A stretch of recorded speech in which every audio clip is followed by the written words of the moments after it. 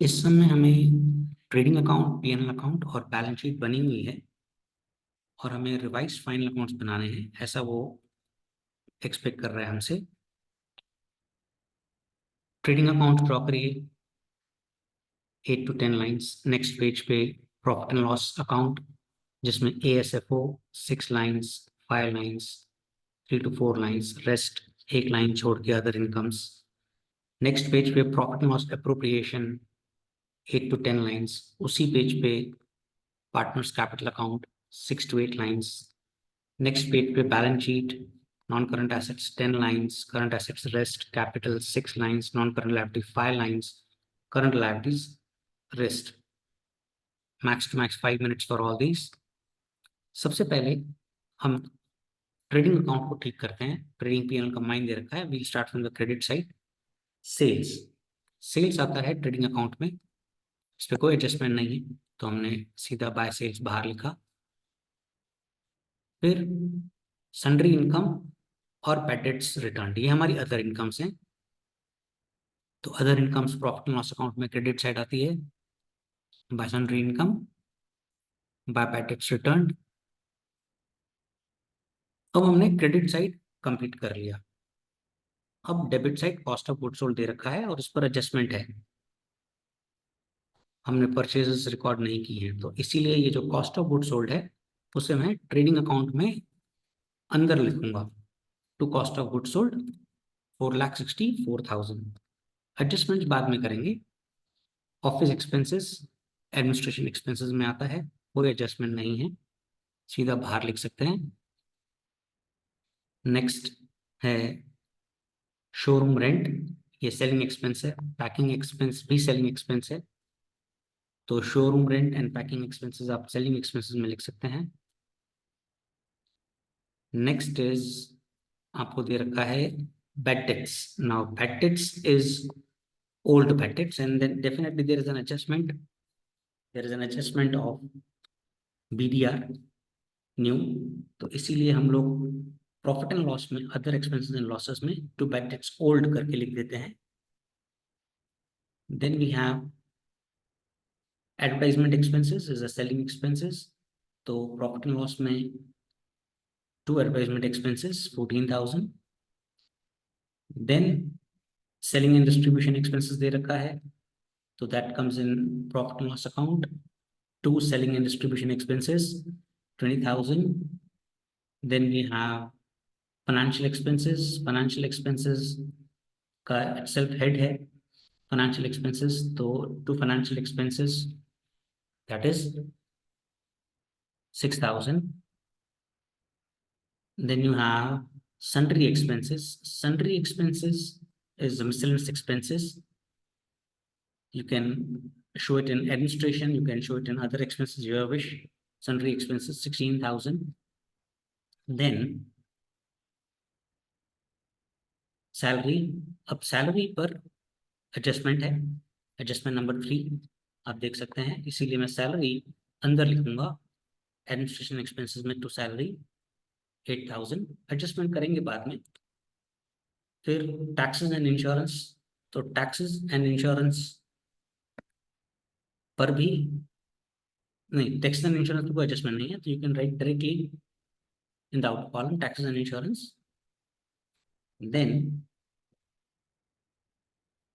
ये तो net profit का डिस्ट्रीब्यूशन है जो गलत है। अब हमने ट्रेडिंग पीएनएल ठीक कर दिया, अब हम बैलेंस शीट को ठीक करते हैं। We start from the liability side. Capital, तो पार्टनर्स कैपिटल अकाउंट में आएगा, बाय बैलेंस बीडी, धारा का धारा में लिखा। फिर धारा की ड्राइंग्स दे रखी है। नेट प्रॉफिट तो गलत है ना, वो तो जब आएगा तब सही डिस्ट्रीब्यूट करेंगे। ड्राइंग्स दे रखी है कितना, 48,000। तो ये जो ड्राइंग्स हैं ये धारा के अकाउंट में डेबिट साइड आएगी। To drawings 48,000। सिमिलरली हमें कैपिटल दे रखा है मीरा का, तो हम कैपिटल अकाउंट में बाय साइड लिखेंगे, राइट। और उसी की ड्राइंग्स दे रखी हैं, तो उसकी ड्राइंग्स हैं 24,000। तो ये 24,000 हम लोग डेबिट साइड लिख देंगे यहाँ पर। अब नेक्स्ट दे रखा है क्रेडिटर्स और बिल्स पेएबल। तो ये हमारी बैलेंस शीट में करंट लायबिलिटीज में हम लिख लेंगे, क्रेडिटर्स अंदर में लिखेंगे क्योंकि अनरिकॉर्डेड परचेज की एक एडजस्टमेंट है, और बिल्स पेएबल आप डायरेक्टली बाहर लिख सकते हैं। अब नॉन करंट एसेट्स, उसमें फिक्स्ड एसेट्स, उसमें बिल्डिंग 10% डेप्रिसिएशन है बिल्डिंग पर, तो इसीलिए हम लोग अंदर लिखेंगे बिल्डिंग। एडजस्टमेंट बाद में करेंगे पर लिखेंगे अंदर। फिर प्लांट एंड मशीनरी पे कोई एडजस्टमेंट नहीं है, फर्नीचर पर कोई एडजस्टमेंट नहीं है, तो ये आप डायरेक्टली बाहर लिख सकते हैं। बिल्डिंग के बाद एक लाइन छोड़ देना, plant and machinery, furniture. Next is investments. अब इन्वेस्टमेंट्स हमारे लिए एसेट है, नॉन करंट एसेट है। नेक्स्ट, करंट एसेट्स में कैश बैलेंस है, बैंक बैलेंस है, बिल्स रिसीवेबल है, तो ये करंट एसेट्स में लिख देंगे cash balance, bank balance, bills receivable. Then we have debtors जिस पर बीडीआर की एडजस्टमेंट है, तो डेटर्स हम लोग अंदर लिखेंगे। We will write it in a column debtors 56,000। अब हमने पूरी बैलेंस शीट और पीएनएल लिख लिया। अब हम एडजस्टमेंट्स के दो इफेक्ट्स देंगे। 5% इंटरेस्ट ऑन कैपिटल, तो 1,60,000 का 5% और 1,20,000 का 5%। इंटरेस्ट ऑन कैपिटल बिजनेस के लिए एक्सपेंस है, प्रॉफिट लॉस एप्रोप्रिएशन के डेबिट साइड आएगा। To interest on capital, Dhara and Meera 8,000 and 6,000।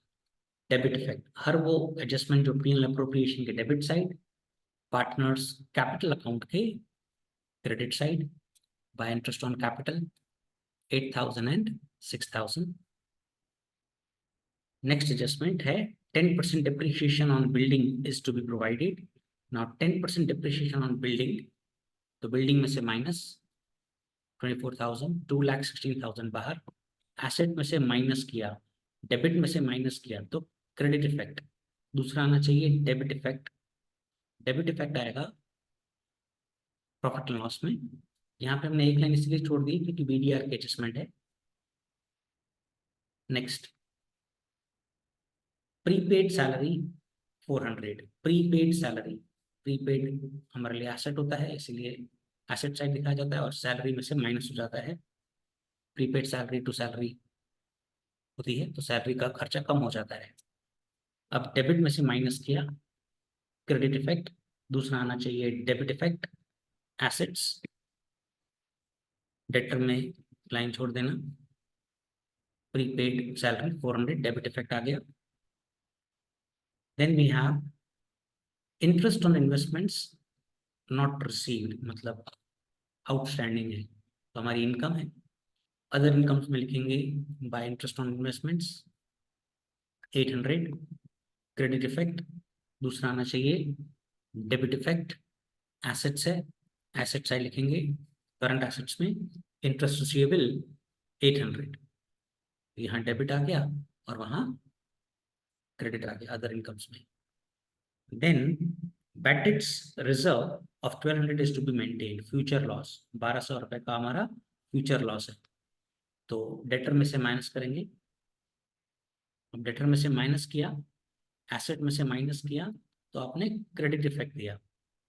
दूसरा आना चाहिए डेबिट इफेक्ट, तो प्रॉफिट एंड लॉस में इधर आप डेबिट इफेक्ट दे देंगे प्लस करके 9,200 बाहर। Next, credit purchase of 1,600 is not recorded. Unrecorded purchases, purchase account debit to creditor, purchase में plus unrecorded purchases 1,600 प्लस किया डेबिट इफेक्ट। दूसरा आना चाहिए क्रेडिट इफेक्ट, क्रेडिटर्स में प्लस। अब आप क्रोनोलॉजी में टोटल करेंगे, बंद करते जाएंगे, ट्रेडिंग अकाउंट बंद करेंगे, post this side, difference to gross profit, debit, ये ट्रांसफर होता है प्रॉफिट एंड लॉस अकाउंट में बाय ग्रॉस प्रॉफिट। टोटल किया, इधर गया डिफरेंस नेट प्रॉफिट, ट्रांसफर होता है प्रॉफिट एंड लॉस एप्रोप्रिएशन में by net profit difference to divisible profit, Dara and Meera. Difference is 1,12,400. अब इसको डिस्ट्रीब्यूट करना है कौन से रेशियो में, प्रॉफिट एंड लॉस रेशियो में जो दे रखा है। और मान लीजिए नहीं दे रखा होता तो बहुत से मिस्टेक करके आ सकते हैं कि सर नथिंग इज मेंशन्ड तो इक्वल पार्टनर्स। नहीं, मान लीजिए प्रॉफिट एंड लॉस रेशियो नहीं दे रखा है तो आपको एक्चुअली क्या करना था, क्योंकि देखिए प्रॉफिट डिस्ट्रीब्यूशन तो दे रखा है, राइट, एडजस्टमेंट्स भूल गए हैं ऐसा बोला गया है, प्रॉफिट डिस्ट्रीब्यूशन तो राइट होगा ना। तो 91,200 डिवाइडेड बाय 60,800 करके देखो, बड़े फिगर को छोटे फिगर से डिवाइड करके देखो तो 1.5 आएगा। 1.5:1, 1.5:1 इज नथिंग बट 3:2। तो इसकी मदद से भी आप पीएल रेशियो निकाल सकते हैं। तो हो सकता है बोर्ड एग्जाम्स में आपको पीएल रेशियो ना दिया हो और आप इक्वल डिस्ट्रीब्यूट करके आए। आपको इक्वल डिस्ट्रीब्यूशन नहीं करना है, यहाँ देखना है कि नेट प्रॉफिट का डिस्ट्रीब्यूशन किस रेशियो में दिया हुआ है। बड़े फिगर को छोटे फिगर से डिवाइड करेंगे तो प्रोपोर्शन आ जाएगा 1.5:1। 1.5:1 इज नथिंग बट 3:2। तो ये थोड़ा ट्रिक है, यहाँ तो दे रखा है इस सम में, नहीं दे रखा होता तो क्या करते वो सिखा रहा हूँ। तो अभी हमारा जो डिविजिबल प्रॉफिट है उसको आप 3:2 में डिवाइड करेंगे और उसे ले जाएंगे पार्टनर्स कैपिटल अकाउंट में बाय डिविजिबल प्रॉफिट, टोटल करेंगे, गोes this side, difference to balance CD 187,440, total करेंगे goes this side, difference to balance CD 146,960.